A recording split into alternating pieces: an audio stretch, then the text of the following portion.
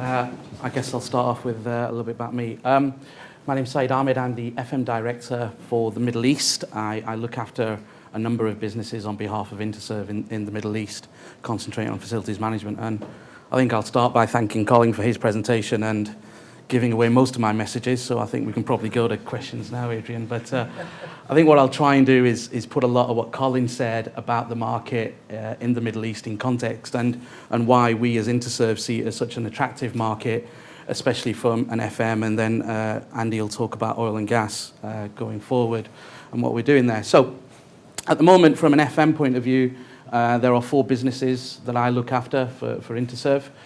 The first being the Khansaib Group, which is our FM business in the UAE. Khansaib, the Khansaib civil engineering business was set up in 1981, along with Douglas OHI in Oman, which we also set up in 1981, was our first forays into the Middle East as construction businesses. And in 2008, we decided to enter the FM market, and we started providing FM services there in 2008. It remains actually our largest market from an FM point of view, and we currently have around about 1,000 people working in the UAE providing FM services. High United Services, it was originally started in the early 2000s as a MEP, mechanical, electrical and plumbing installation, building services installation business. And we added a FM armed division to that business in 2010. So we've been running that business now for about 5 years. It's quite a niche business, does quite well, especially in the education sector. And we've started up picking up quite a bit of work now in the commercial sector. And we're looking to grow that business quite significantly. And we see huge amounts of opportunities in Qatar, which I'll come on to, tying into some of the stuff that Colin spoke about earlier. We entered Saudi Arabia for the first time last year, and we launched our joint venture with a company called Razayat in November 2014. I'll talk a little bit about Razayat in a minute. I guess the first thing that's interesting about our entry into Saudi Arabia was that we didn't enter initially in construction, which is what we've done in the past. In the Middle East, we've generally gone in, started with a construction business, and then added complementary businesses such as the MEP type businesses and FM businesses. I think picking up on some of the stuff that Colin mentioned earlier about the contracting market in Saudi Arabia, businesses like Saudi Bin Laden and Saudi Oger, we didn't feel that construction was the right market for us in Saudi Arabia, but we saw an opportunity from a facilities management point of view. Very few international providers driving quality into the FM market in Saudi Arabia, and that's where we saw a real opportunity for us and why we entered. I think we started looking at it, and this is before my time. I joined in last year. I think 3 years ago we started looking at Saudi Arabia as a market and the partners that we wanted to work with. And after an extensive exercise looking at partners, we chose Razayat. Razayat is a multi-conglomerate business, been in Saudi Arabia for, about 80 years. The family business was set up. They employ about 14,000 people across the Middle East and also have businesses in the UK and in Europe as well. And we felt that they were quite complementary to us from the point of view as a partner. They already had some FM businesses, some construction businesses and maintenance businesses, but they couldn't drive the quality, and that's what they were looking for Interserve to bring. Oman, we have just launched our FM business in Oman. As I say, we've been operating in Oman since 1981 with Douglas OHI. We know the market very, very well. And again, a bit like Saudi Arabia, not many international players working in that market, and we see a good opportunity for us to develop a business there. It's nowhere going to be as big a market as Saudi Arabia. Saudi Arabia, in a lot of ways, provides the most opportunities in the Middle East at the moment, but we see a real opportunity to establish a market-leading FM business in Oman, which can help drive the market and pick up real market share within that market. Before I sort of move on, I should maybe talk about where else would we look at. Obviously, we're in 4 of the GCC countries already. We've started looking at Kuwait already. We did look at a PPP opportunity. I know Colin mentioned PPP. We looked at a schools PPP opportunity. Obviously, within Interserve in the UK, we have lots of PPP and education experience. So we thought that that was quite a good fit for us.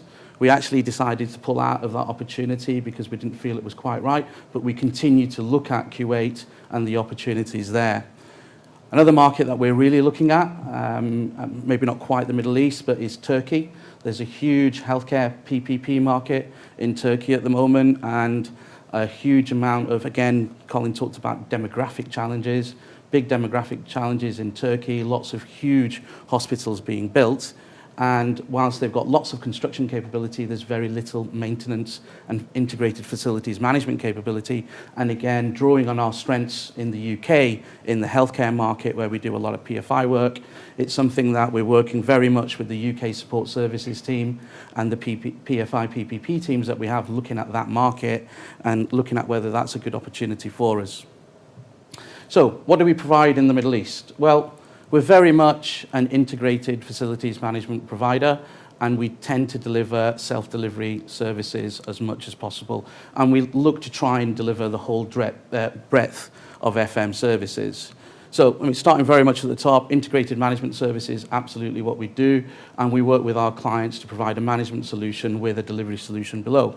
But we also see a lot of opportunities for managing agent type services, especially in places like Saudi Arabia, where the markets are less mature, where a lot of these big developments, they're not looking to issue integrated management contracts at the moment with self-delivery services. They like to bring in managing agents to tender and procure and manage the service delivery partners below them. And we've already picked up a number of contracts in those areas. The next line down is really looking at the support functions, and I've highlighted a couple such as QSHE, quality, health and safety, etc., call center and help desk support type services, but also procurement type services, etc. we offer as well as part of the management solution that we deliver. MEP maintenance, mechanical, electrical, plumbing, and technical type maintenance is a core part of our offering, along with cleaning and security. Offer the majority of the services and the manpower that we supply are in those areas. If we talk about the next line down, these tend to be more support services in the Middle East. In the UK, which is a much more mature market and much more integrated services, these tend to be part of the core services. But we get asked for these types of services a lot less in the Middle East, but we do offer them. So minor works and project works, things like reception and concierge services, stock management and supplies management services tend not to be asked for too often, but we have the capability and we do supply to a number of our customers already. On the final line, talking about specialist maintenance, landscaping, etc., these areas we tend not to self-deliver because we don't have the specialist capability, but we tend to offer as a managing contractor type service through a list of preferred subcontractors that we use across the region. So things like waste management is not something I see as going into as a market. A huge amount of capital investment required in getting the infrastructure required to deliver waste management services, but we do offer those services to our clients. Certainly the management side of it, recycling, etc., is part of our core activity that we deliver. Catering, we don't get as much of a request for catering services in the Middle East as we do in the UK. Even in corporate offices, you don't tend to get too many, provided catering services, etc. But we do have a capability, especially in Saudi Arabia, where our partner Resayat has a very significant catering business, providing catering to corporate services, to the healthcare market, to the education market that we are offering out to the market as part of our solution. So a huge breadth of services that we generally tend to self-deliver and manage across the region. So what's the size of the opportunity? So I've taken some data here from Credo, who released a report earlier this year of the market within the GCC. I guess one thing to say here is getting market data in, and I'm sure Colin knows this, is quite difficult. You don't get the same levels of disclosure of company information and size, etc. So trying to gauge the size of the market can be a little bit difficult. There is Frost & Sullivan also provides some reports, but they haven't done anything since 2009, though I understand they will be issuing something later this year that we can compare this to. But according to Credo, the facilities management market across the GCC is worth circa $37 billion per annum, which is obviously a huge market. Of that, they believe $13 billion is outsourced. The major market is Saudi Arabia, 6.2 billion outsourced in Saudi Arabia. But I'll come on to the next slides and talk about how that's outsourced, because the levels of the maturity in the market is hugely different in somewhere like Saudi Arabia in comparison to somewhere like the UAE. UAE is certainly the second biggest market, and then Qatar probably the next biggest market after that, which we'll come on to. Levels of outsourcing vary hugely again across the GCC. So the most mature market, certainly the UAE, where we estimate that approximately 45% of the available market is addressable and outsourced. Somewhere like Saudi Arabia, Credo are estimating about 31% of the market is outsourced, and areas obviously that we would be targeting.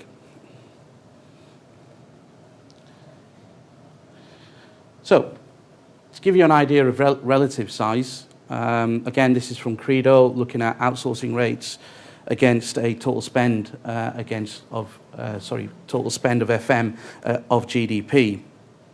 What they've done here is they've compared the Middle East markets to some of the mature markets, such as the UK or the Western world. And what they're showing here is that, generally speaking, spend is a relatively low level of GDP, and also the levels of outsourcing, generally speaking, are very low. So what does that mean? It means that our opportunity comes in two ways, really.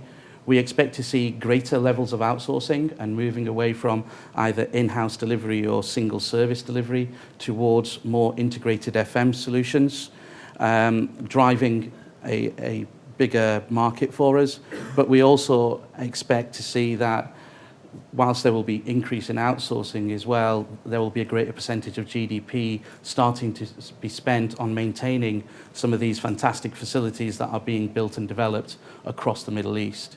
We're already starting to see that a lot of developers across the Middle East have noticed that where they haven't spent the money on maintaining those assets and maintaining the value of their assets, they're now having huge capital replacement plans and having to spend money which is much more they would have done had they provided a proper integrated facilities management service at the start. And they're looking to drive those opportunities going forward now. So the market as it is at the moment, and I'm showing here, again, this has come from Credo, and they've shown three different markets. What I would say is that if you look at the far left-hand side of the screen, where we're showing a nascent market and we're showing the Saudi Arabian flag there, I would suggest that the Oman market is very, very similar to Saudi Arabia.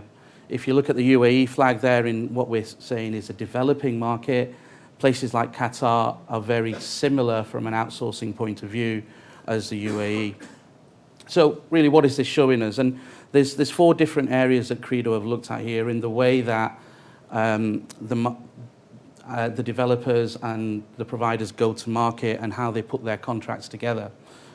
If you look at a nascent market point of view, from a contract structure, we're very much at the moment looking at single source contracts. We're looking at generally labor supply, basic manpower supply contracts going out to the market with not a huge amount of technology, not a huge amount of output-driven contracts, very little KPIs and measures within those contracts. Whereas somewhere like the UAE and Qatar, where we've seen a huge influx of international players, both in Qatar and in the UAE, we're starting to see much more bundled services. So we're starting to see developers looking to award contracts on a bundled basis with the same contractor providing a myriad and a range of services across the estate, though not quite as developed as somewhere like the UK, where we're starting and have been seeing for a while fully outsourced total facilities management or integrated facilities management contracts. with management level layers in and providing and driving services and working very closely with clients. Again, on a similar line, looking at measures and key performance indicators and service level agreements, we are very much in our nascent markets such as Saudi Arabia and Oman, looking at input-based contracts. We tend to find tenders. We've seen a lot of tenders where they don't even ask for a technical submission. It's just give us a rate for an electrician or a rate for a plumber or a rate for a cleaner, and that's how they measure the performance of the contract.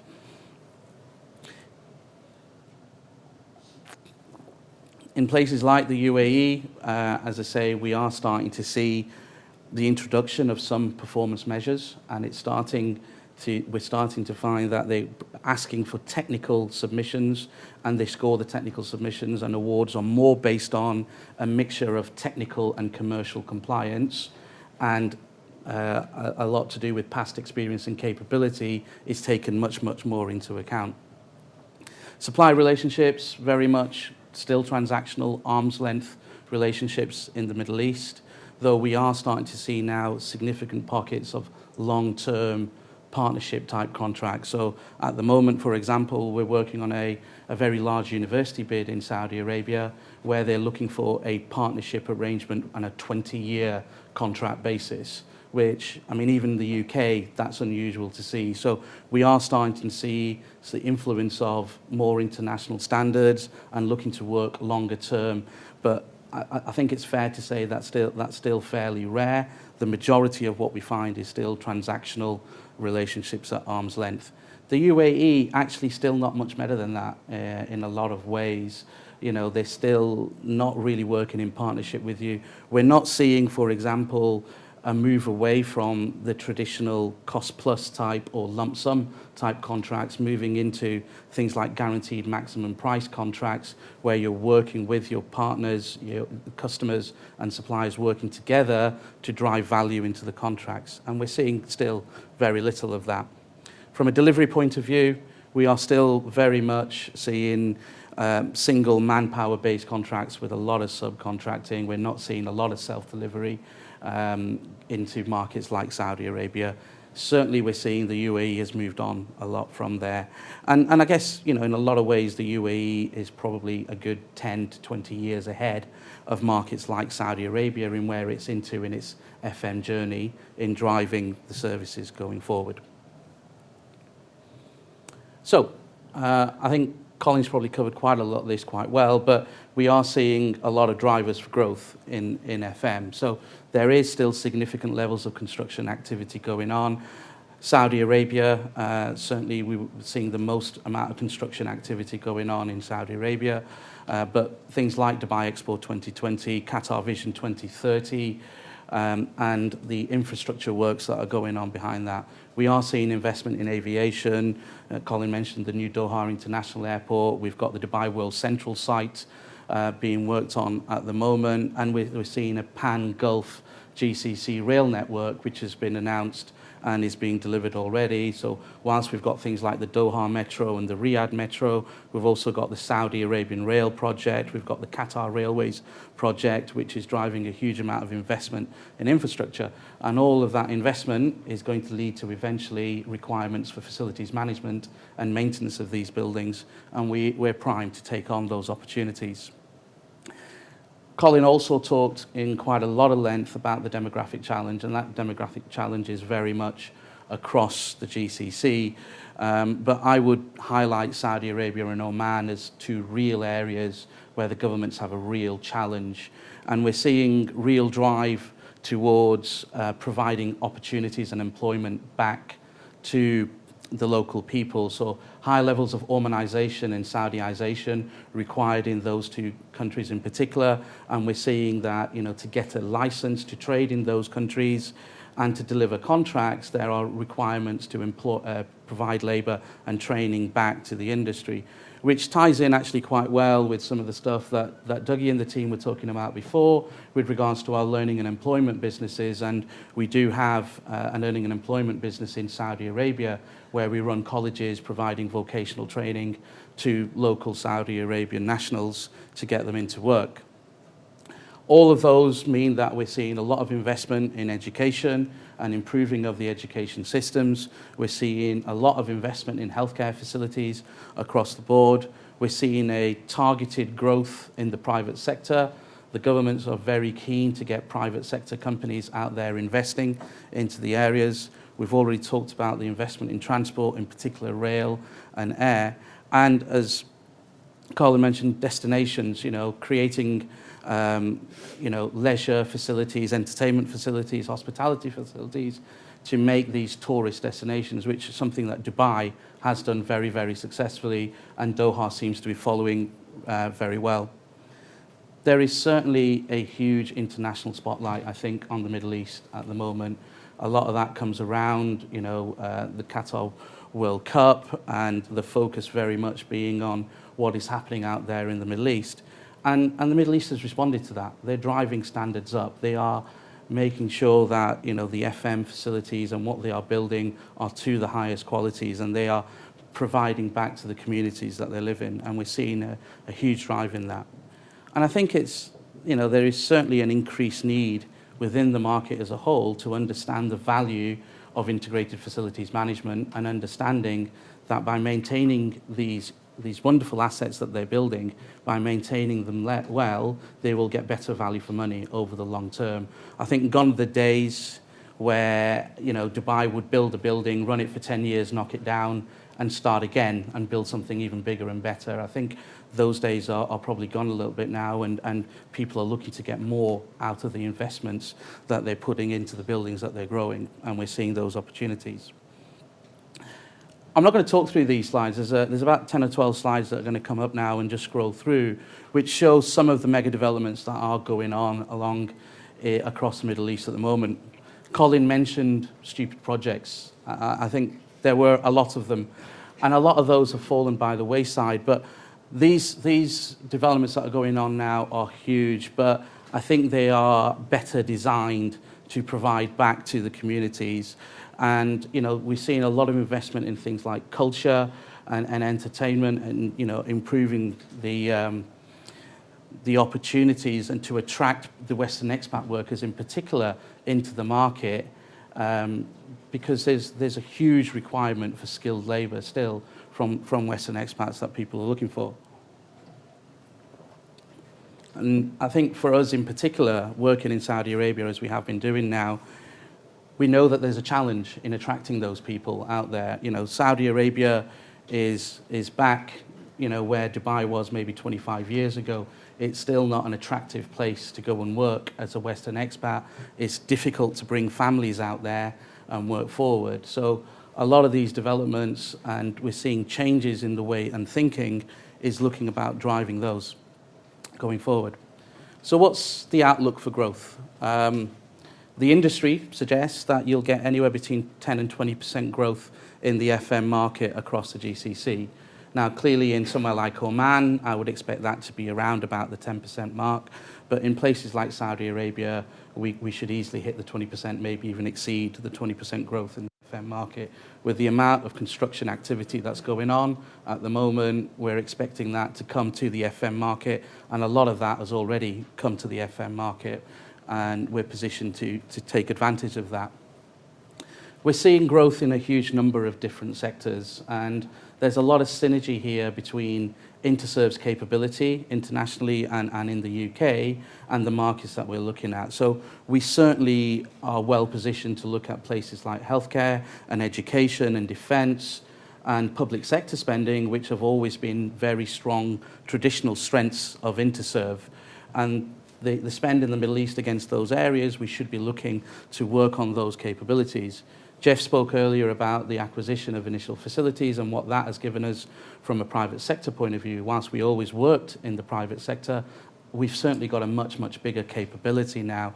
And also initial facilities brought a lot in the way of the transport sector. So our business in Spain does quite a lot of work in airports, does quite a lot of work at railway stations, etc. And we've actually been speaking to them quite a lot recently about some of the Spanish operators that are working in Saudi Arabia and are looking for partners to work in Saudi Arabia with them. And they've been working with initial facilities are now Interserve in Spain for a number of years, and they want that same quality in Saudi Arabia. So it's already, the relationships with Interserve are opening up opportunities for us across the Middle East. I have already spoken about the increased awareness, of the developers out there in the need to protect their assets, and that is hugely important. Very briefly, I'm just going to talk about one of our contracts. There's obviously quite a few I could speak about, but this is our first contract win in Saudi Arabia. We picked up this contract in November 2014. Well, we picked it up actually a month before, started mobilizing in November 2014, and it gives you an idea of the kind of scale of the opportunities in Saudi Arabia. The Al Raida Investment Company is effectively the Saudi Pensions Fund, sort of quasi-government organization which is investing a lot of the Saudi pensions fund money back into real estate investment, creating opportunities and jobs, and trying to attract private sector investment into Riyadh and across Saudi Arabia. They've currently got, I think, 12 different developments going on across Saudi Arabia, and we've been fortunate enough to win the contract for the first 2 of those developments that are going live. They've already started handing over some of these buildings, but the handover will be probably over the next 2 years whilst they hand over all. But the first contract is the King Abdullah Financial District. The King Abdullah Financial District is designed to be the destination of choice for financial institutions across Saudi Arabia and for international investments who want to base themselves in the Middle East and Saudi Arabia. Circa 100 plus buildings that we will be looking after. They're an absolute nightmare from an FM point of view. There isn't a single straight building. But we're looking at circa 3 million square meters of space. To give you an idea, that's 3 times the size of Canary Wharf. The size and scale of what we're going to be looking after. And we're managing everything for them, everything from their cleaning services, their security services, their property management services, the waste management, the pest control. We're responsible for managing the whole lot. ITCC, or the Information Technology and Communications Complex, is about 4 kilometers down the road from King Abdullah Financial District. Slightly smaller, it's about half the size of King Abdullah Financial District, and we'll have about 40 buildings catering for the IT and communications market. So, the big telecoms providers like STC, Saudi Telecom, and Mobley are going to be housed there. They're already getting a lot of investment for people like SAP, who are going to move their headquarters there. And those are the type of buildings that we're going to like. The services are exactly the same. And what we're doing is we're providing the managing agent services to both of these facilities. And we will be responsible for tendering all of the subcontractors who will provide the service delivery and then managing the performance of all of those subcontractors. We expect that there will be circa 5,000 FM staff delivering services across these 2 estates once we've finished tendering. And obviously it's a huge estate, and we're very much looking forward to it and developing our relationship with Al Raida and hopefully positioning ourselves well to be able to support them in their other developments as they also come online. So, why are we going to be successful? There's a lot for us to do here, but we believe we've got a lot of differentiators from our market which are going to help us stand out and help us secure the work. We've been in the Middle East for circa 35 years. We're a trusted partner within the Middle East. We are well known across the region. And we're known for the quality of what we deliver. We have regional capability, so we've got operating businesses in 4 of the GCC countries, and we are looking, when it's right and when it suits us, to move into other countries when the opportunities are there. Very few of our competitors can work across the region. If you look at Qatar and the UAE, there's a lot of international players there, but they haven't really spread out any further. Whereas places like Saudi Arabia and Oman, still the majority of the services are delivered by local partners who don't have that international best practice, which we bring. We provide integrated self-delivery solutions. So we take away, if you like, the hassle of managing all of these services on behalf of our client, and we deliver it all for them. We cut out the management costs and the cost on cost of working with subcontractors, and hopefully provide our clients with cost-effective solutions for their services. And we bring all of that Interserve best practice. So all of our innovative technology that we have, such as dynamic scheduling, management of staff, mobility solutions that we run through our call centre here in Redditch. I'm in constant contact with them, looking to drive all of that technology out to the Middle East. The systems that we use, the processes that we use, we work together in driving all of that forward. We work in partnership, not just with our customers, but very closely with our local partners in delivering the best solutions for our customers. So whilst we would prefer to go down an integrated solution, if a particular client has a need for managing agent services or single stream, we're happy to do that. And we're happy to work with them in providing flexible commercial offerings. So we want to get away from the arm's length approach of, cost plus or fixed price contracts, and work with our clients with innovative models, maybe not innovative in the UK, but in the Middle East, innovative models that work to try and help both of us gain and get win-win situations from our clients.